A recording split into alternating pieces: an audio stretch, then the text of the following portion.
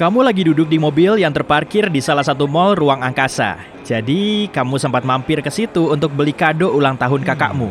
Tapi pengunjung mall hari ini rame banget dan kamu sulit keluar dari parkiran.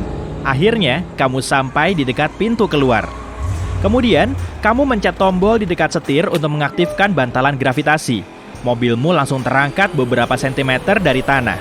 Semua rodanya terdorong masuk ke bodi mobil dan turbin besar keluar dari bagasi. Kaca depanmu berubah jadi panel sentuh yang dilengkapi dengan banyak tombol dan layar. Saat pintu parkiran mulai terbuka, turbin melepaskan api dan mobilmu melayang dari tempat parkir, langsung memasuki ruang angkasa. Ribuan mobil lain mulai nyalip di jalanan tak kasat mata, dan mobilmu semakin menjauhi mall. Dari jauh, bangunan ini kelihatan mirip seperti stasiun ruang angkasa raksasa yang dikelilingi hologram reklame. Sebelum pulang ke bumi, kamu perlu mendarat di Mars untuk memperbaiki mesin mobil. GPS langsung mengarahkanmu menuju planet merah dan kamu segera mengikuti rutenya. Saat ini posisimu sudah jauh dari orbit bumi, jadi kamu perlu nunggu beberapa jam sebelum sampai di Mars. Setelah mengaktifkan mode autopilot, kamu istirahat sebentar. Saat ini tahun 2048, total populasi dunia sudah melebihi 20 miliar orang dan bumi semakin penuh sesak. Karena manusia belum bisa membuat koloni di planet lain, para ilmuwan mulai mendirikan sejumlah stasiun ruang angkasa raksasa. Dengan begini, populasi di bumi bisa berkurang sampai 50%. Bentuk stasiun ini mirip dengan cincin raksasa, dan atmosfernya menyerupai bumi. Di sana juga ada gravitasi dan vegetasi buatan. Sebagian manusia memang telah berpindah ke stasiun ini, tapi kemudian balik lagi ke bumi. Meski bisa berterbangan di sela-sela planet dan orbit, roket masih terbilang mahal dan kurang praktis. Jadi, para produsen mobil terus mengupayakan produksi mobil terbang super kreatif. Beberapa tahun kemudian, manusia mulai membuat koloni di bulan dan Mars. Terbang ke planet merah udah serasa kayak main ke kota sebelah ya.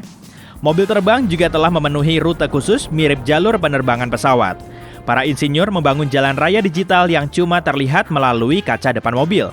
Kamu juga bisa bepergian ke seluruh penjuru ruang angkasa, tapi kalau mau pergi ke mall atau ke bulan, kamu harus mengikuti rute khusus yang sudah ditentukan. Saat kamu bangun, mobilmu sudah mendekati Mars. Manusia enggan tinggal di sini karena kondisi atmosfernya kurang cocok. Cuacanya juga ekstrim. Meski begitu, Mars punya pusat servis mobil terbesar dan taman hiburan ternge-hits di tata surya kita. Untuk sampai di lokasi, kamu harus rela bermacet-macet di lalu lintas ruang angkasa selama berjam-jam. Dashboardmu nunjukin keterangan kalau turbin mobilmu lagi bermasalah. Kamu pun langsung memakai baju luar angkasa dan keluar mobil sambil membawa obeng. Di area nol gravitasi ini, kamu terbang menuju turbin untuk memperbaikinya. Mobil lain juga berseliweran di sekitarmu. Pengendaranya ada yang nyetir sambil ngantuk, ngedengerin musik, atau nonton film. Setelah selesai, kamu masuk ke mobil lagi dan perlahan bergerak. Mesin dan turbin mobil sering nggak berfungsi di tengah jalan raya ruang angkasa, tapi mobilmu bisa mengaktifkan mode darurat. Dan dashboard akan secara otomatis mengirimkan sinyal menuju tim perbaikan terdekat. Jadi, kamu tinggal melayang-layang sebentar sambil nunggu mekaniknya datang. Mereka menderek mobilmu ke tempat servis terdekat. Persediaan oksigen di dalam mobilmu bisa cukup sampai berhari-hari. Dan kalau kehabisan oksigen, kamu bisa minta tolong via internet. Orang baik yang kebetulan melintas akan berhenti dan ngasih persediaan oksigennya. Wah, sampai juga tuh stasiun servis mobilnya. Para mekanik mulai memasang mesin superjet baru di mobilmu, lalu memperbaiki turbinnya. Duh, waktumu mepet banget nih.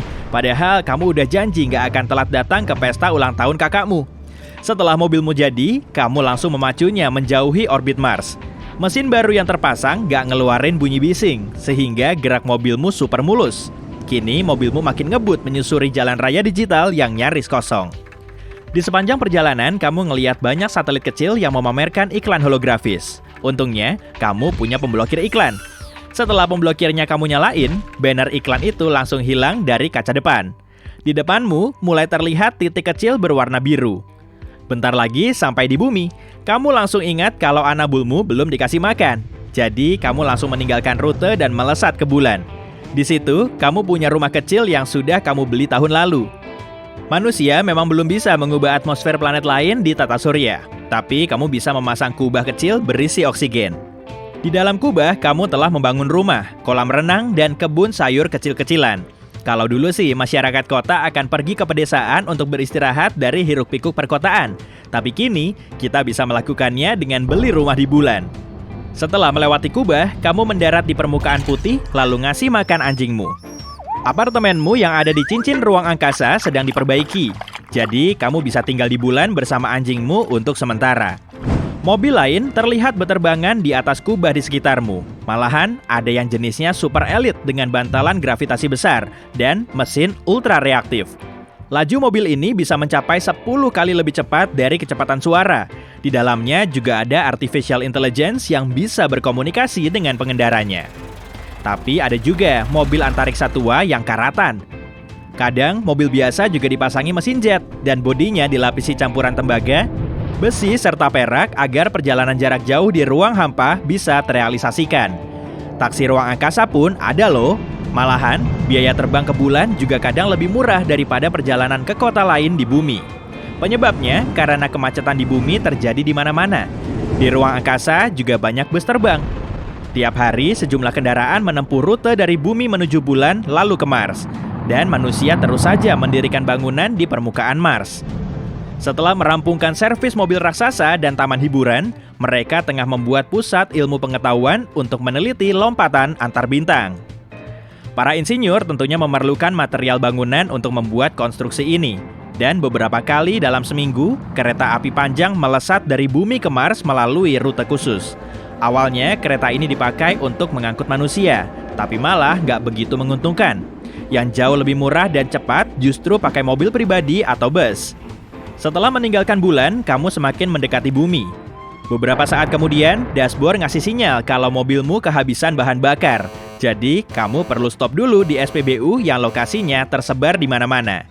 Semua pengoperasian di SPBU berjalan secara otomatis karena menggunakan artificial intelligence. Oke, sampai di SPBU. Mobilmu langsung terhubung ke pompa bahan bakar otomatis. Mesin super reaktif memakai bahan bakar roket yang sudah ditingkatkan, yang artinya nggak pakai bensin lagi. Setelah membayarkan uangmu melalui panel sentuh, kamu langsung pergi dari situ. Bumi sudah terhubung ke banyak ruas jalan raya antariksa digital, dan tiap ruasnya dipenuhi mobil. Haduh, macet lagi nih. Di lapisan atas atmosfer terdapat posko pemeriksaan untuk ngecek dokumen dan bagasi mobil. Sambil ngantri, kamu mengamati truk sampah yang melintas. Puing ruang angkasa berterbangan di sekitarnya. Truk ini berjalan lambat dan dikendalikan oleh artificial intelligence untuk memasukkan sampah ke kontainer besar. Setelah itu, truk akan menjauhi orbit bumi dan melepas kontainernya. Mobil sampah ini punya turbin kecil yang bikin kontainernya terbang jauh menuju luar tata surya kita. Setelah suhunya memanas, sampah di dalamnya bisa terbakar. Akhirnya, proses pemeriksaanmu beres juga, dan kamu langsung masuk ke lapisan tengah atmosfer. Planet kita mirip dunia cyberpunk besar dalam versi yang lebih terang dan lebih cantik. Mobil besar mulai menghamburkan awan agar penglihatan pengendaranya bisa lebih jelas. Pesawat pemadam kebakaran tiba di area kebakaran di salah satu stasiun. Sebelum sampai di permukaan tanah, kamu melihat banyak SPBU, hotel udara, bioskop, dan mall. Kamu mulai mendekati tempat parkir berlantai 80 yang penuh dengan mobil. Orang-orang meninggalkan kendaraannya, lalu pakai lift untuk turun. Untung, di dekat rumah kakakmu ada tempat parkir mobil. Akhirnya, kamu berhasil mendarat. Tapi saat tanganmu mau meraih kado di kursi penumpang, yang ada malah... Aduh, kadonya ketinggalan di bulan tuh.